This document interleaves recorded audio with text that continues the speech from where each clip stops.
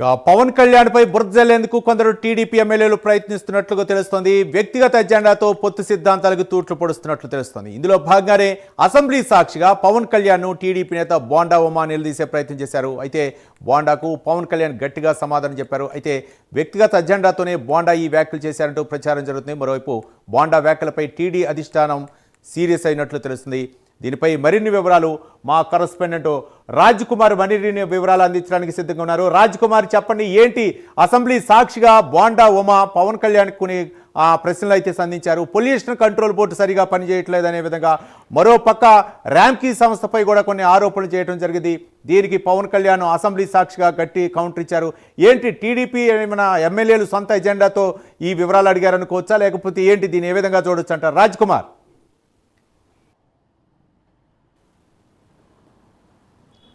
రవి, ముఖ్యంగా ఏదైతే కూటమి ప్రభుత్వం అధికారంలోకి వచ్చినటువంటి తర్వాత అటు పవన్ కళ్యాణ్ అయినా, ఇటు ముఖ్యమంత్రి అయినా, లేదంటే మిగతా శాఖల నిర్వహించే ఏ మంత్రి అయినా సరే, ఇప్పుడు శాసనసభలో పూర్తిగా కూడా ప్రతిపక్ష పార్టీ లేదు.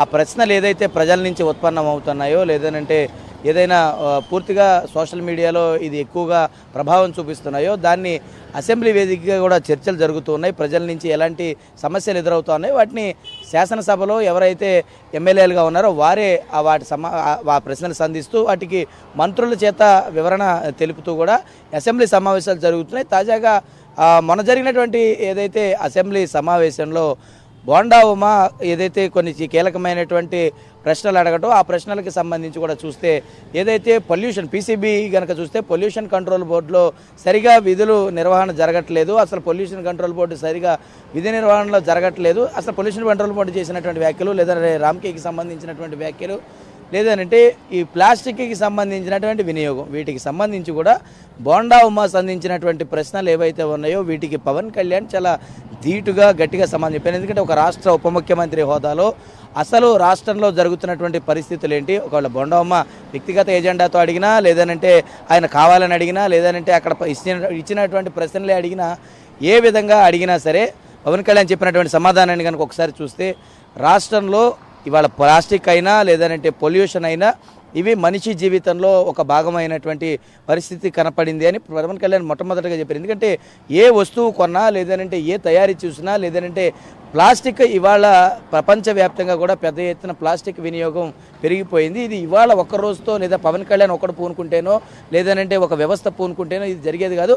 స్వతహాగా వారికి కలగాల్సినటువంటి అవసరాలు అనేటువంటి ఉంటాయి. వాటికి సంబంధించినటువంటి విషయాలన్నీ కూడా చూడాలి. మరొక వైపు కనుక చూస్తే ఇప్పుడు పొల్యూషన్ అనేది కూడా రాష్ట్ర వ్యాప్తంగా అనేక రకాల పరిశ్రమలు ఉన్నాయి. ఈ పరిశ్రమలన్నింటి మీద కూడా ఒక పరిశ్రమ మీద పవన్ కళ్యాణ్ తీసుకుంటే చర్యలు కాదు, అది పొల్యూషన్ కంట్రోల్ బోర్డు తీసుకుంటే కాదు, ఇది పూర్తిగా కూడా నిర్వీర్యం చేయాలని అంటే రాష్ట్ర వ్యాప్తంగా అనేక పరిశ్రమలు మూతపడతాయి.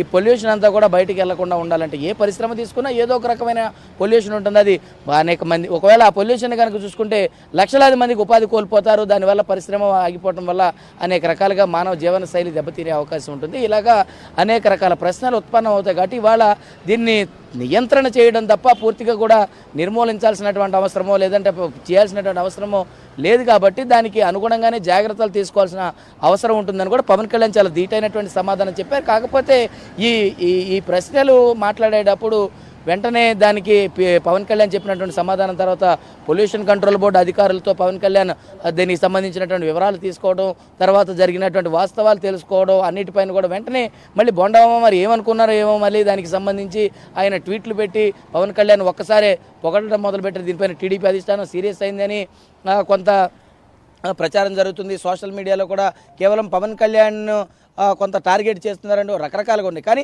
ఏదైనా మాత్రం అటు ముఖ్యమంత్రి, ఇటు పవన్ కళ్యాణ్ ఇద్దరు కూడా చెప్తున్నది ఒకటే, కూటమి ఎజెండా ఏదైతే ఉందో ఆ ఎజెండాకి తగ్గట్టుగానే ఎమ్మెల్యేలు నిర్వహించాలి. అది ఎమ్మెల్యేలు పవన్ కళ్యాణ్ కూడా బోండా ఉమాను ప్రస్తావించి చెప్పారు, ఆయన సరి చేసుకోవాల్సినటువంటి అవసరం ఉంటుంది. అది దీనిపైన అని కూడా పవన్ కళ్యాణ్ కూడా చెప్పారు. అది ఎవరో బాధ్యత తీసుకుంటే కదా, ఆయన కూడా బాధ్యత వహించాల్సినటువంటి అవసరం ఉంటుందని కూడా పవన్ కళ్యాణ్ చెప్పుకుంటూ వచ్చారు. కాబట్టి ఇది పవన్ కళ్యాణ్ వ్యక్తిగత ఎజెండాకో, లేదంటే ముఖ్యమంత్రికి వ్యక్తిగత ఎజెండాకో జరిగినటువంటి అంశం కాదు. కాబట్టి ప్రజల ప్రయోజనాల దృష్టి పెట్టుకుని చేయాల్సినటువంటి అవసరం ఉంటుంది. కాబట్టి దానికి అనుగుణంగానే నిర్ణయాలు తీసుకోవాల్సిన అవసరం ఉంటుంది. కాబట్టి పవన్ కళ్యాణ్ చెప్పినటువంటి సమాధానం మాత్రం చాలా అందరికీ కూడా సమాధానం గట్టిగా కూడా ఉంది. కాబట్టి పవన్ కళ్యాణ్ చెప్పినటువంటి విషయాలన్నీ కూడా తెలుసుకొని ముందుకెళ్లాలనేటువంటి అవసరం ఉందని కూడా చాలా స్పష్టంగా అయితే చెప్పారని చెప్పుకోవచ్చు. Ravi. Right, thank you Raj Kumar.